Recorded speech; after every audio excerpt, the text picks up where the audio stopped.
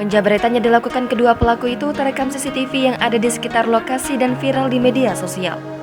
Dua orang penjabret ponsel milik seorang bocah menyerahkan diri ke Polsek Kangean usai videonya viral. Kedua penjabret itu masih berstatus anak yakni AS 12 tahun dan FCA 17 tahun. Kasubag Humas Polres Sumeneb, AKP Widiarti saat dihubungi pada Selasa 19 April kemarin menjelaskan, aksi penjabretan terjadi di Jalan Raya Desa Angketan, Kecamatan Arjasa, Kabupaten Sumeneb pada Minggu 10 April 2022. Saat itu, korban sembari memegang ponsel miliknya. Tak lama berselang, bocah tersebut didatangi dua orang dengan menggunakan sepeda motor. Setelah berhenti di dekat bocah tersebut, salah satu dari dua orang itu mendekati korban dan merampas ponsel milik korban. Polisi kemudian menyelidiki kasus tersebut berdasarkan rekaman video.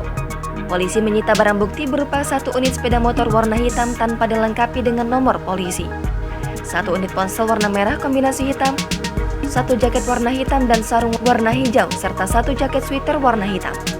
Menurut Widiarti, uang hasil dari jambretan tersebut akan digunakan untuk membeli minuman keras oleh pelaku. Jangan lupa subscribe, share, komen, dan like ya!